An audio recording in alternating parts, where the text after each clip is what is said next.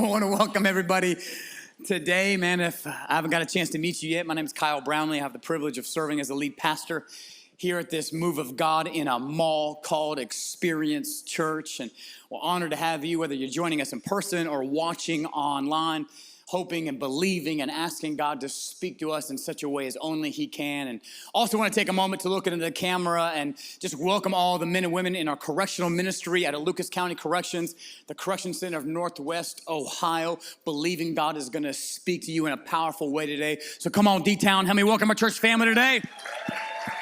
So good. So good. Well, today we are in our fourth week of a series that we've been doing called We Can't Stay Here.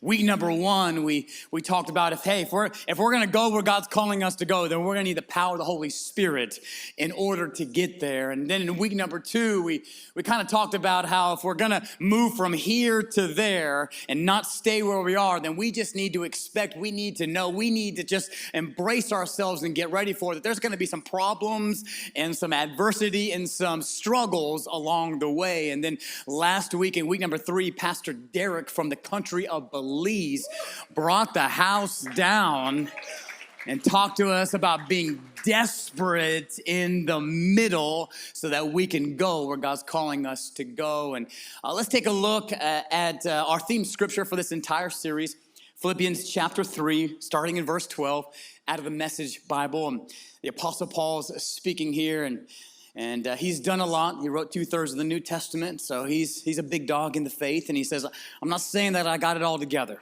even though you kind of do, Paul, but that I've made it. But I'm well on my way, reaching out for Christ, who has so wondrously reached out for me. How many know we can never forget that He reached out first? He says, friends, don't get me wrong. By no means do I count myself an expert in all of this, but I've got my eye on the prize. I got my eye on the goal where God is beckoning. He's inviting us onward to Jesus. I'm off and I'm running. Everybody say running. I'm running and I'm not turning back. Paul said, I'm off and I'm running and I'm not turning back. And I don't know about you. I was just thinking about it that if we're going to run, I want to make sure that I'm running in the right direction. Because if you're anything like me, I'm prone to wander. In fact, one of my favorite hymns of all time is Come Thou Fount. Come on, throwback. And there's a little line in that hymn. You want me to sing it to you? Yeah. No. Because I can't sing. But God gave me a heart of worship, just didn't give me a mouth or a voice of worship. Something happens between here, but there's a line in that hymn that says, prone to wonder, God, I feel it. Prone to leave the God I love. That just resonates with me because I want to love God. I want to serve Him. I want to go where He's calling me to go. But yet I know there's something in me that's prone to wander, prone to run towards comfort. Come on. To run towards things that are going to make my life easier. To run towards things that I want and I think that I need. And if I'm really honest with you, there's been moments in my journey with Jesus where I have looked up and I have realized, man, I'm running the wrong way. Maybe you can relate to me just a little bit, and if so, I got good news for you, and that is there are so many people in the entire Bible who struggled with the exact same thing, and we're going to take a look at one in particular today. It's a guy by the name of Jonah. How many of us are familiar with the story of Jonah? Go ahead and raise your hand. A lot of us are familiar with the story, and for those of us that are familiar with the story of Jonah, what do we think about when we think about the story of Jonah? We think of Jonah and the whale. Jonah and the whale. But you know what's interesting is that if you study the book, there's actually the fish, if you will, it occurs and shows up in 2 sentences of the entire book of Jonah. And so if we make the fish the focus of the story, we actually miss what the entire story is all about. Because what the writer of the book book of Jonah. We don't know who wrote it, but what the writer does is take us on this journey of Jonah's life, and he kind of sucks us into his story. And if you're paying attention, because how many of us know we don't want to just read the Bible, we want the Bible to read us. And if we're paying attention as we're reading the story of Jonah, all of a sudden we realize, wait up, hold up a second. This story is not just about Jonah. This story is about me. This story is about us. And the writer of the book is aiming this story. He's telling us this story, and he's aiming at really pointing out the character flaws that all of us struggle with at one time or another. He exposes our pride. He exposes our arrogance. He exposes our stubbornness. How many of us are stubborn here today? How many of us are too stubborn to raise our hands? Come on. No, I'm not. I'm not that stubborn. But he exposes our stubbornness, and he exposes our inability to allow God's grace to grow and even change some areas of our lives. He even exposes our inability to allow God to blow up some of the boundaries of what we think is even possible in our lives. And the whole purpose of the book of Jonah, let me give it to you. The whole purpose of the book of Jonah is for us to realize there's a Jonah in all of us. I want to start things off by taking a look just at how the book starts and how Jonah's story begins. And Jonah chapter 1, we'll read the first 3 verses together. It says, the word of the Lord came to Jonah, son of Amittai. Go to the great city of Nineveh and preach against it, because its wickedness has come up before me. But Jonah ran away from the Lord and headed for Tarshish. He's running, but how many of us know he's running in the wrong direction? And he went down to Joppa, where he found a ship bound for that port. And after paying a fare, he went abroad and sailed for Tarshish to flee from the Lord. And as we kind of study the story, as we study this book together today, I want us to know, man, the book of Jonah is actually one of the most brilliantly told stories in the entire Bible.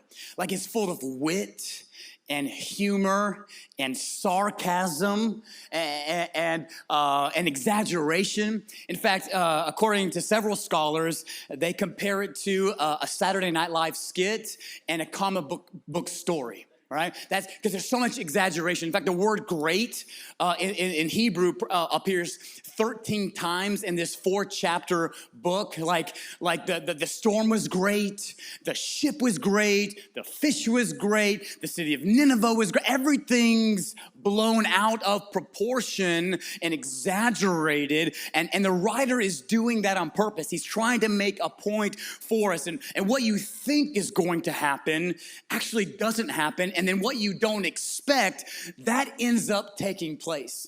And as we study this story together, my hope is that man, we would be inspired to dig into the truth of God's word like never before. And I want to start things off by kind of just taking a look at what a couple of the names mean in that first verse. In fact, we're talking about Jonah. The name Jonah, if you're taking notes, means dove. Right? And it's a symbol of purity, of innocence. We know the dove also represents the Holy Spirit, represents God. And so right out of the gate, Jonah is described as this pure, innocent, godly individual. And then the other name that's mentioned in that first verse is Amittai, and that's actually Jonah's father. And his name means faithfulness. And so we kind of talked about kind of the sarcasm or just the nuances of the book and this extremism. Well, if you were an ancient reader reading the book of Jonah, right out of the gate, you would have almost laughed at the hypocrisy of that first verse. Because just that first verse alone, it says, the word of the Lord came to Jonah, son of Amittai. The word of the Lord came to this pure, innocent son of faithfulness. And an ancient reader would have laughed at that because Jonah was anything but pure. He wasn't innocent, and he wasn't even faithful. Like the prophet of God, the man of God in the story, actually turns out to be the most ungodly person in the entire book. Like here, you're thinking, this is the man of God, this is the prophet, and he turns out to be the most wicked guy, most proud, stubborn, and arrogant person in the entire story. And so what happens is God gives Jonah this word, calls him to Nineveh to go preach against its wickedness. And just so we are on the same page, Nineveh is the capital of Assyria, and it was the biggest city in that day. I mean, Nineveh was huge. I mean, it was a big deal. And the Assyrians, or the Ninevites, if you will, were actually the Israelites' greatest enemy too. And so God is calling Jonah to go preach to his enemy and preach against their wickedness. Now, maybe you've thought this, or maybe if you've heard the story, those of us that are familiar with the story, maybe you've even heard a pastor preach on it. Like one of the main reasons Jonah did not want to go to Nineveh was because he was afraid. Like, who wants to go to their enemies and tell them, you're wrong, you need to change? He was scared for his life. Now, fear, and he might have been afraid, and obviously going to his enemies to tell them the wrong, that's a little overwhelming and daunting, and that could have played a part, but the Bible actually doesn't say anything like that. What the Bible tells us in chapter 3, Jonah actually tells God why he doesn't want to go to Nineveh. You know what it is? Is because he knew God would find some way to give mercy and grace to the Ninevites. Jonah said, I don't want to go because I know you're a God of mercy and you're a God of grace, and you're going to end up saving them and forgiving them. And the truth is, Jonah had a wonderful plan of what he thought his life should look like, and it did not involve going to Nineveh and seeing his enemies saved. Jonah's being invited to step into a story that is much bigger and riskier than anything he has ever done before. But Jonah has this vision of what he thinks his life is going to be about. He has this vision of what he wants his life to look like, and God is calling him to something completely different, and Jonah wants nothing to do with it. How many of us know that we can have competing ideas with God about what life is really all about, right? In fact, when Jesus calls us and comes into our lives and says, follow me, and we accept that invitation, as we follow Jesus, we realize that what we thought life was really all about wasn't really life at all. In fact, the closer you get to Jesus and the more you follow him, the more you realize that what we once thought really mattered, what should be a priority to us, doesn't really matter at all, and isn't really and shouldn't be a priority in our lives. That is what's happening in the story of Jonah. It's so much more than just a story about a guy and a fish. That when God calls us, when he comes into our lives, we're faced with this dilemma.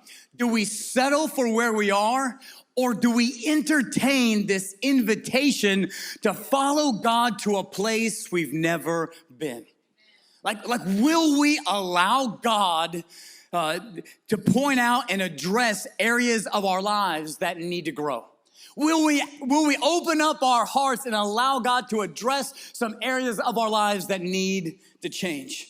Because here in the story of Jonah, his core issues about what he thinks life is really all about are being challenged by God, and he's running the wrong way.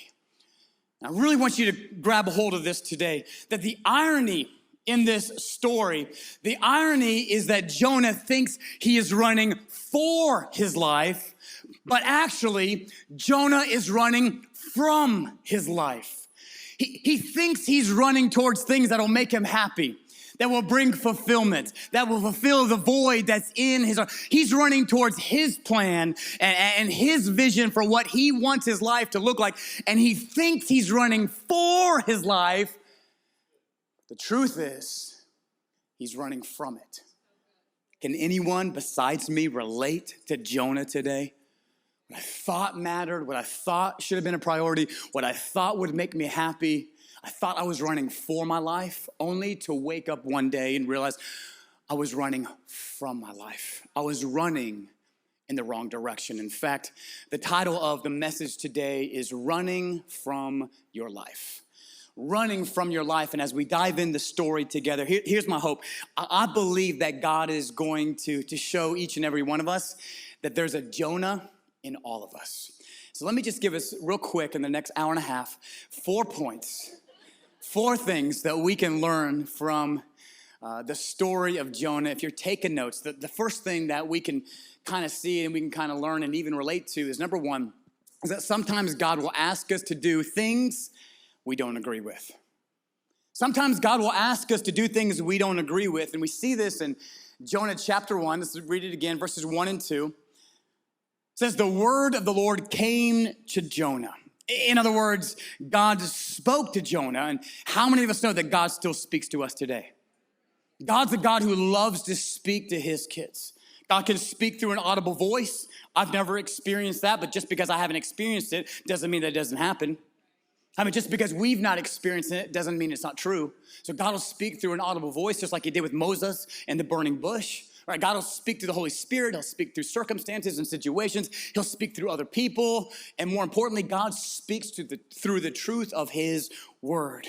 And the point is, God still speaks to us today. The question isn't if God is speaking. The question is, what are we listening to? What voices that are standing at the door of our hearts knocking are we listening to? You know, my kids are at an age where they love to run to the door. Whenever they hear the doorbell go off, they love to run to the door and open it to see who it is. And especially my 4-year-old son, Braxton. Like as soon as he hears it, like I have to like hunt him down. Like he is making a beeline for the front door. He's opening it up. He wants to check it out. And I'm trying. If you got any pointers, let me know after service. But I'm trying to teach him that before he opens the door, he does what? That he would ask, who is it? Who is it? Before I open this door, let me just make sure I know who it is. And if you don't know, B-Rax, come tell me and I'll handle it. And I just wonder how many people are standing at the door of our hearts and our lives, how many voices are trying to speak in us, and we're not even stopping to ask the question, who is it? We're just opening it and letting them influence our lives. Right? So I want to make sure that I pay attention to the voice that allow influence me and speak in my life. But the truth is, God still speaks.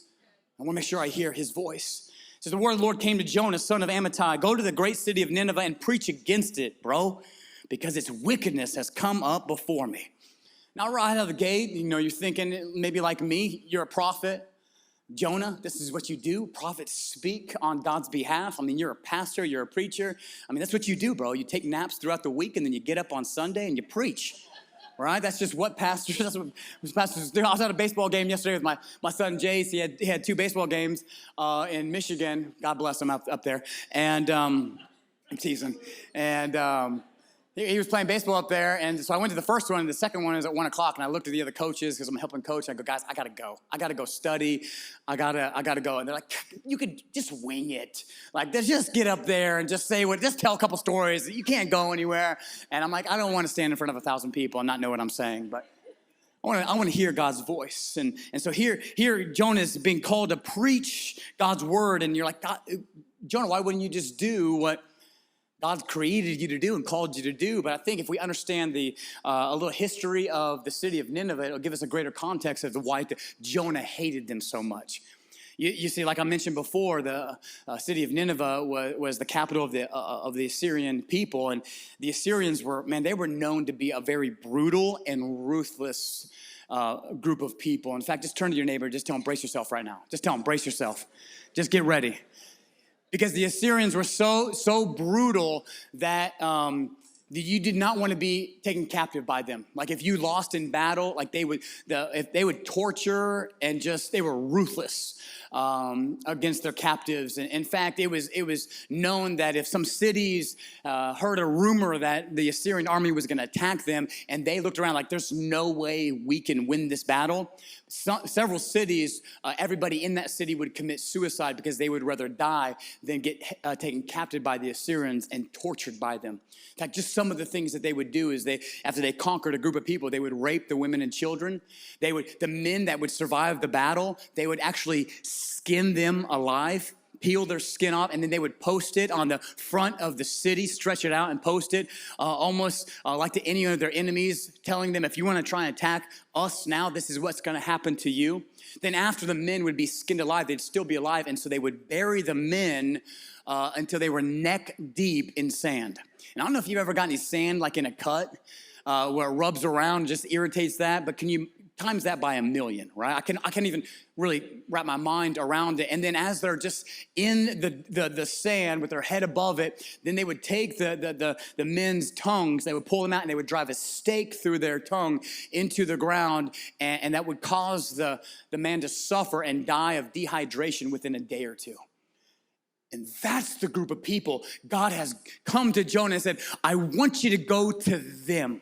I know they've done this to the Israelites. I know that they have hurt your own people, but these are the people that I want you to go to, and I want you to preach against their wickedness. And Jonah didn't want to go because he knew God's going to show them mercy.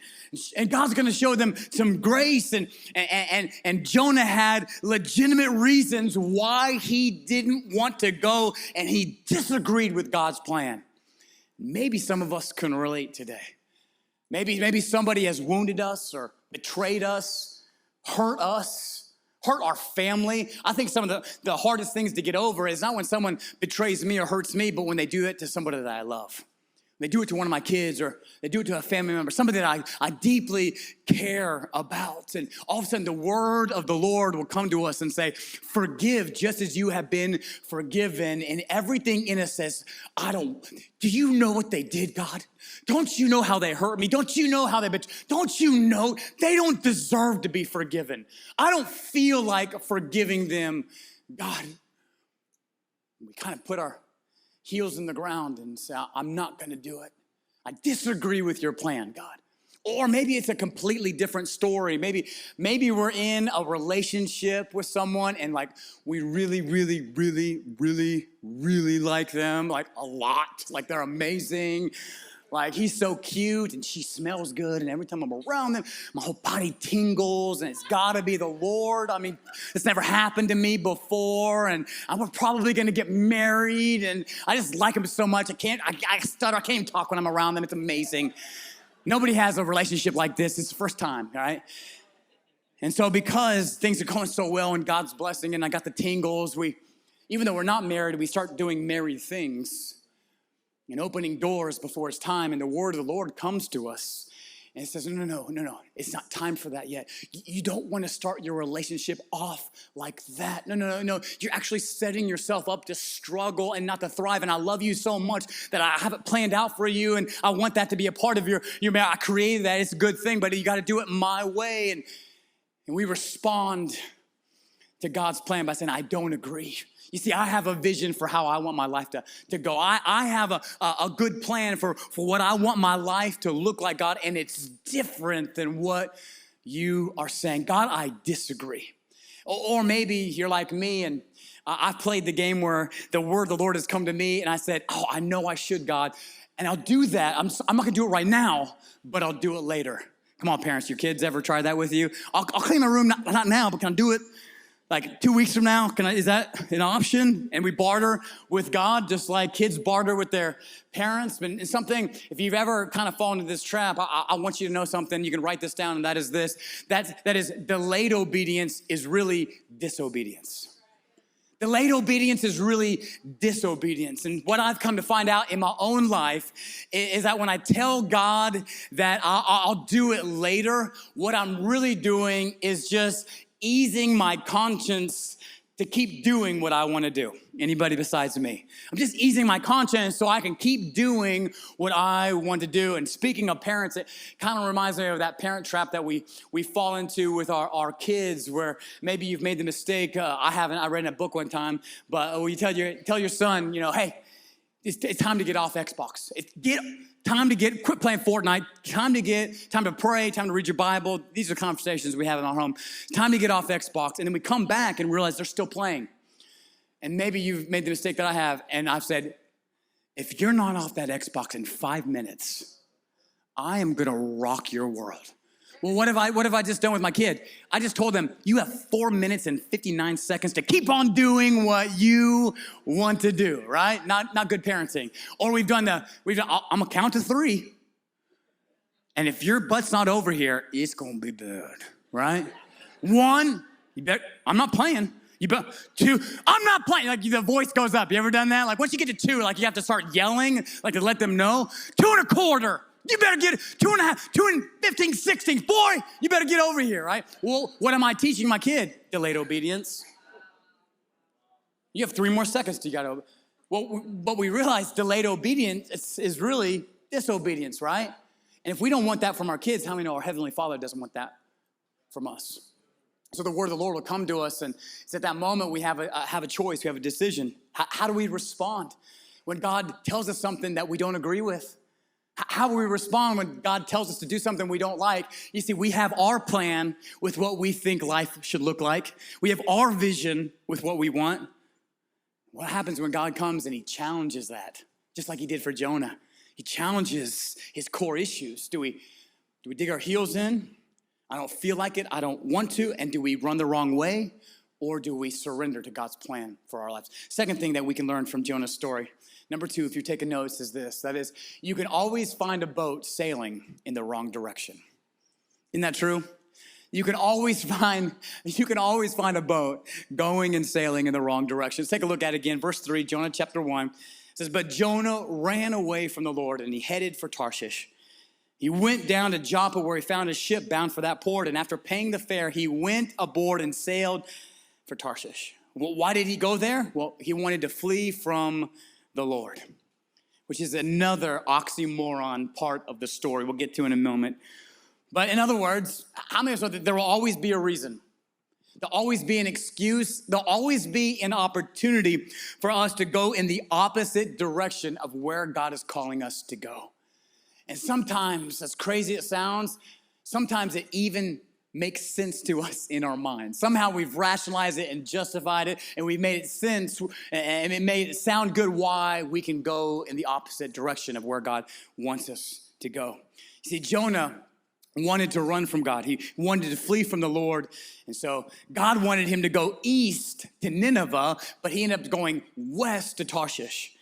In fact, what's interesting is Tarshish is 2,500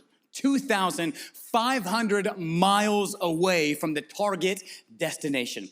That's how far it was, 2,500 miles away. In fact, one scholar said that it would take an entire year for Jonah to sail from where he was to where he was going. How many of us know that's a lot of running? That's a long time to run from the Lord. But the truth is, there's a Jonah in all of us, isn't there?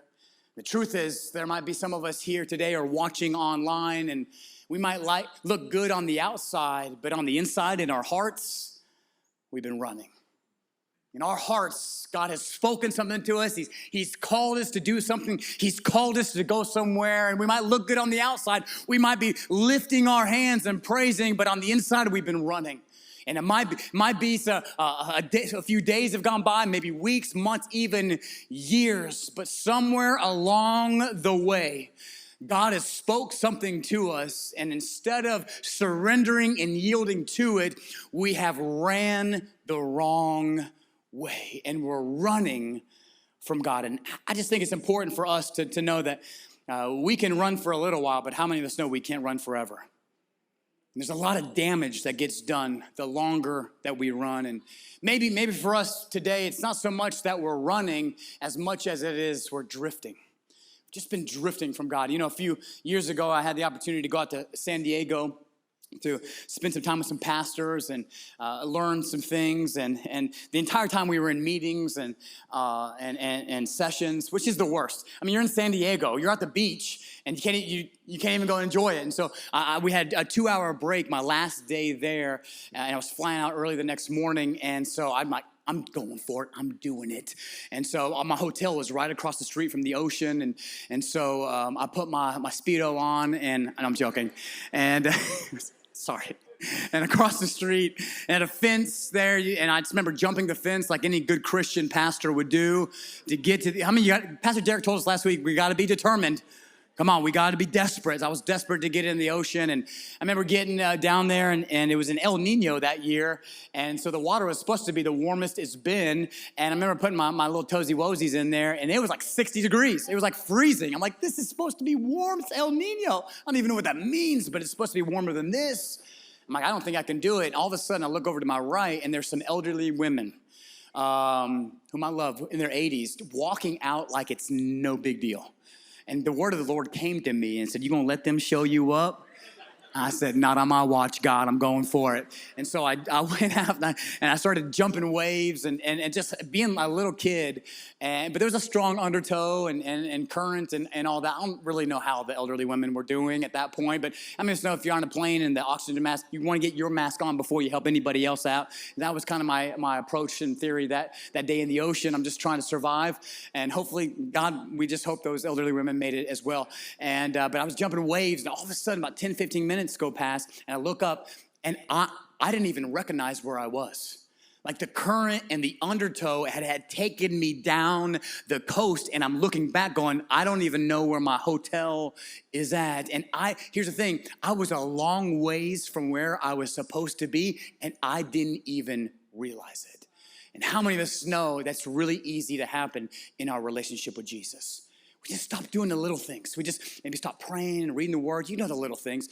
We all of a sudden, I'm going to take a break from small groups this semester, and all of a sudden, 5 years later, like, man, I've not been in a small group in a really long time. Or I'm going to take a break from serving, and it's just a lot, worshiping one, serving one, and before we know it, a few years have gone by. I'm not even on a team. I'm not even serving, and I've just made these small little adjustments, and I didn't realize it at the time, but all of a sudden, we look up one day, and we realize, man, I'm a long ways from where I'm supposed to be. We just drifted. The word of the Lord will come to us. God will speak to us, and might not be what we want to hear, might challenge what we think our lives should really be all about. And we can run because we can always find a ship that's sailing in the wrong direction. But then the third thing we can learn from Jonah, if you're taking notes, number 3, is that God may send a storm to grab your attention. Hey, if we're going to run, just know God may send a storm. And what's interesting is that sometimes the grace of God in our lives is a storm to stop us from continuing to run the wrong way. Take a look what happens in verse 4, Jonah chapter 1. It says, then the Lord sent a great wind, right? Great storm, great ship. Such a violent storm arose that the ship threatened to break up. And just so we understand, this ship was full of sailors. They were transporting cargo, and so it wasn't like a little boat. This was a massive ship. It was a strong ship, and so this was such a great violent wind that it actually threatened the integrity of the ship. And this is just an important part and dynamic part of the story, because the sailors are at this point. Now, are the sailors serving God? No. They're not serving God at all. But even they recognize this isn't no normal storm. There's some divine intervention happening because of this storm. So even that's the oxymoron of the book, that even the ungodly men recognize God's up to something. Right? And so they start just asking themselves what's going on. And so the Bible says they cast lots. They play this little lottery thing. They roll dice to see who is at fault. And the dice fall on Jonah. And they say, Jonah, who are you? And what did you do to bring this storm upon you? And I think that's just an important part of the story, because even if you're not, even if you're not serving God, you can still see God. You can still recognize His hand in our lives. Take a look at what happens next. Verse 9 and 10 of Jonah chapter 1. They ask him, who are you? Why'd you do this? What have you done to bring this on? Jonah answered, I'm a Hebrew and I worship the Lord, the God of the heaven who made the sea and the dry land. Hold up. Really, Jonah? You're telling all these other people who aren't serving God that you worship God. You're a Hebrew and you worship the creator of the universe while you try to run from the God who made the sea and the land by getting on a boat? How ridiculous is that? And so are some of the plans I've come up with in my life too, so I won't be too hard on Jonah this morning. Verse 10 says, this terrified them, and they asked, what have you done? But they knew he was running away from the Lord because he had already told them. Here we see Jonah, this prophet of God, tell everyone that he worships God. He's a Hebrew, but how many of us know we don't just worship God with our lips, we worship God with our lives? There's a lot of people who believe, but how many of us know there's a scripture in James that says, even the demons believe in God and they tremble. Even the demons believe, but they actually have some fear because they know what God's capable of. So believing that God is real, that God exists, isn't enough in itself. It's yielding to his power. It's yielding to his authority. It's yielding to his lordship in our lives. That's where the power comes from, right? And so he's saying, I believe, but I think too many people say they believe. In fact, Paul says later in 2 Timothy chapter 3, verse 5, he says that when we live like this, we have a form of godliness, but yet we deny its power. I never want to fall into that category. In other words, we go through the motions, but we don't experience any miracles. Right? I think that's one of the most frustrating places as a Christian because I hear about peace, but I don't experience it. I hear about God's freedom, but I don't have any. I hear about God's victory, yet I keep losing every battle because I'm going through the motions and my heart's far from him. This is what's happening in the story in the book of Jonah. And Jonah said, man, I know God's real. I know he created the heavens and the earth. I know his ways are higher than my ways. His thoughts are higher than my thoughts, but I'm still not willing to do things his way. You see the pride and the arrogance and the stubbornness. Isn't that the ultimate level of stubbornness? I know God's real. I know his ways are better, yet I still want nothing to do with it. Wow. This is a character flaw we all can have in our lives. You know why? Because there's a Jonah in all of us. So how does Jonah respond? Take a look at it. Verse 12, Jonah chapter 1. It says, pick me up and throw me into the sea, he replied, and it will become calm. I know it's my fault that this great storm has come upon you. It's my fault. There's no point. I'll just give up. I'm done. Just throw me into the sea. There's no point in going any further. There's no way. And all of a sudden, in his pride, in his arrogance, Jonah still has a way to make it all about him. You know, a great prayer, I think, though, for us to pray when we're in the middle of the storm is, God, what are you trying to teach me through this trial?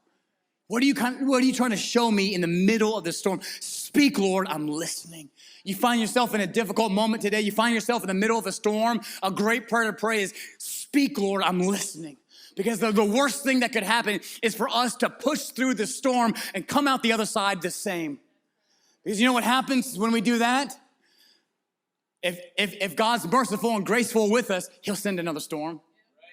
He'll give us the test over again to make sure that we learn the lesson and we experience the abundant life that he has for us. We'll go around that same mountain. Anybody else feel like you've been going around the same mountain month after month, year after year? That's God's grace in your life. He's trying to show you something. He's trying to teach you something. He's trying to deliver you from something. He's trying to ignite something in you, and he is unwilling to let you keep going in the wrong direction. He loves you too much. His plan is too big for you to let you go the wrong. We can't stay there. And so he gets thrown over, and well, he didn't get thrown over yet. The sailors, they try everything else before they throw him over. They try to throw their cargo into the sea, their livelihood, all their resource. They're losing a lot of money on this deal, Jonah.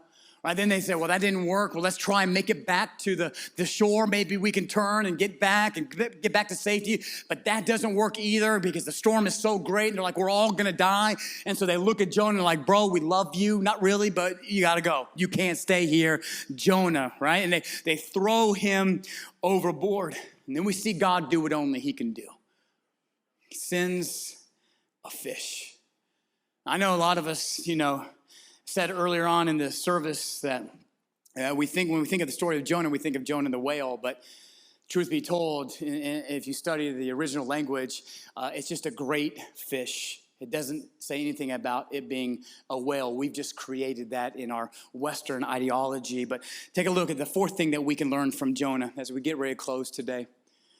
Number four, the fourth thing we can learn is getting thrown overboard was exactly what Jonah needed. It wasn't what we thought was going to happen. It wasn't what we expected how the story to go. Him getting thrown overboard and swallowed by a great fish. This wasn't the plan I had for me, God. This wasn't the wonderful vision I had for my life, but yet it turned out to be exactly what Jonah needed. Anybody else? This wasn't the direction I thought my life was going to go.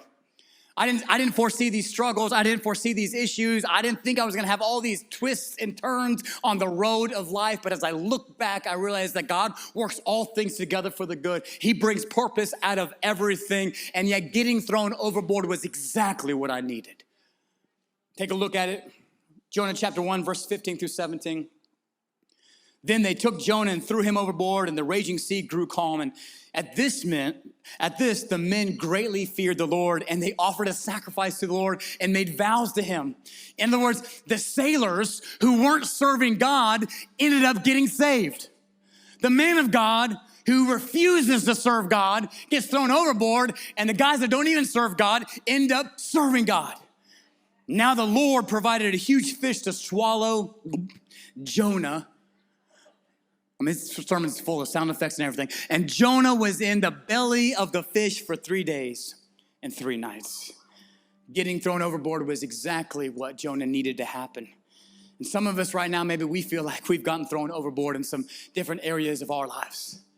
Maybe some dreams that we had, maybe in our careers, maybe in our call, maybe in our relationships. All of a sudden, man, I did not see this coming. I had a different plan for how I thought my life should go. And I don't even agree with this, God. And I feel like I've gotten thrown over. I feel like I've been in a storm, and I feel like I just got thrown overboard. But how many of us know he'll send a fish? The fish is his grace. The fish is his love for us. I think it's interesting that Jonah spent 3 days and 3 nights in the belly of this fish. That's a long time before you repent. It's a long time before you go, all right, God, I surrender. One thing I like to do with my sons is I like to put them in headlocks. I just want to confess that to you today. Felt better to do that, right? Especially my 4-year-old son, B-Rex. He's the best. And I'll put him in a headlock. And I used to wrestle back in high school and when I was a kid, so I'll put him in a couple choke moves, and I'll get him to the point where he's like this, he cannot move. He can't even move at all. And I'll go, you give up? He'll go, no. I'm like, you can't even move, bro. You're done. You give up now? I'll squeeze a little harder. You give up now? No. And then I'll squeeze a little harder. You give up now? You go, yes. Right? It's usually how it goes in the Brownlee house every night. And then I go after Jace, just so you know, he gets it too. And then usually my daughter Tessa comes, give me the horns, Dad. Give me the horns. I'm like, I don't want this. We don't do that to girls. I feel like sometimes that's us. God's got us in a headlock. We can't move. Going, you gonna surrender to my plan now? No. But you can't move. It's my grace in your life. I'm gonna squeeze a little bit harder because I love you. You gonna surrender my will now, my plan now? No. No, I got so much more for you. I know you had a vision of what you think your life should be like. I know you had a plan. I know, but my plan's better. My ways are better. You can't see it, but my plan's better for you. Just think, Jonah, if you'll go to Nineveh and your enemy and all the suffering and all the trials and all the trouble and all the fights and all the people who've lost their life, all of a sudden I can show them my grace and encounter me, get saved, get delivered, get freed, and you guys can live at peace. Think about all the lives I could save if you would just listen, Jonah. Will you surrender to my plan now? The good news is Jonah prays this prayer in the belly of the fish. Jonah chapter 2, verse 7 and 8. Let's take a look at it. Here's what I want us to see when we read this prayer. There's a Jonah in all of us. Come on, there's a Jonah in all of us. There's a Jonah when we're stubborn. There's a Jonah when we're proud. And there's a Jonah when we yield. And he yields in verse 7. He says, when my life was slipping away, I remembered you, God. When the headlock was pressing, I couldn't breathe, I remembered you. And my prayer rose to you, to your holy temple. And those who cling to worthless idols, those who cling to what they think life is really all about, those who cling to doing things their way, they turn away from God's love for them. But I, with shouts of grateful praise, will sacrifice to you, God. Why? Because the same God that's calling me to go to Nineveh and show grace and mercy to the most ruthless people is now speaking to me in this belly of this fish, giving me that same grace and mercy in my life. Wait a minute, I'm just like them. And yet God still loves me. Therefore, I will shout with grateful praise. Thank you for your love. Thank you for your faithfulness, God. Thank you for your grace. Anybody grateful for his grace? Thank you for your mercy that's new every morning. Thank you for your forgiveness, God. Thank you that you don't just forgive me, but you take away the guilt and the shame in my heart. Thank you, God. What I have vowed, I will make good. I will say salvation comes from the Lord, and the Lord commanded the fish to puke. Commanded the fish, and it vomited. You want some sound effects? He vomited Jonah onto dry land. As the story goes, we're over time because the worship team again. My goodness, those guys. If you read the story, Jonah goes and he preaches a 5 Hebrew word sermon to the Ninevites. Doesn't mention God. Doesn't mention who's going to overtake them if they don't repent. Doesn't do any of that. It's the worst sermon, guys. It's the worst. It's not even a good sermon. It's 5 words in Hebrew. You know what happens? The king repents. The people repent. Even the cows. You read it. Even the cows repent. The entire city gets saved. All because Jonah just said yes to the word of the Lord. What about us today? We might have our plan, right? We might have our vision of what we think life's all about. But will we yield to God's plan for our lives today? And say, I have my plan, God, but your plan's better. I have my idea of what I want my life to look like, but I surrender that to you. Would you pray with me today? Father, we love you. God, thank you for your word. It's so rich, so much in the truth of your word. Thank you for the example of Jonah. Because the truth is, God, there's a Jonah in all of us. And we can so easily get caught up in thinking that we're running for our lives, going after things that we think are going to make us happy, going after what we think is going to make our life comfortable, going after what we want, and we think we're running for our lives, and we wake up one day when we realize we've been running from our life. But thank you for your love. Thank you for your grace, God. Thank you for your mercy. That even when we run from you, you keep running after us. God, we just come before you today. Could you just make this your prayer? Could you just say, Holy Spirit, how do you want me to respond to the word today? How do you want me to respond to your voice? Because I know you're speaking, God. Speak, Lord, I'm listening. As we're praying together today, maybe Maybe you find yourself kind of like Jonah, running from God. Things might look good on the outside, but you know in your heart, you've been running from him. Maybe you've been drifting. Or maybe God's calling you to something and you've been wrestling with it. You've been saying, I'll do it later. I'll get to it. I'm not sure. I don't know. Right now, the Holy Spirit's putting his finger on that. Can I encourage you? Yield. His plan's better. His plan's better. I don't know how it's gonna, his plan's better. I don't agree, his plan's better. I don't understand, his plan's still better. Will you trust him? And as we're praying together today, maybe what you need to trust him with is your life. To surrender your heart to him and say, here's my life, God. I've been drifting from you. I've been running from you. But today, I'm ready to surrender to you. With every head bowed, every eye closed. If you're joining us in person or watching online, if you need to say, here's my life, God.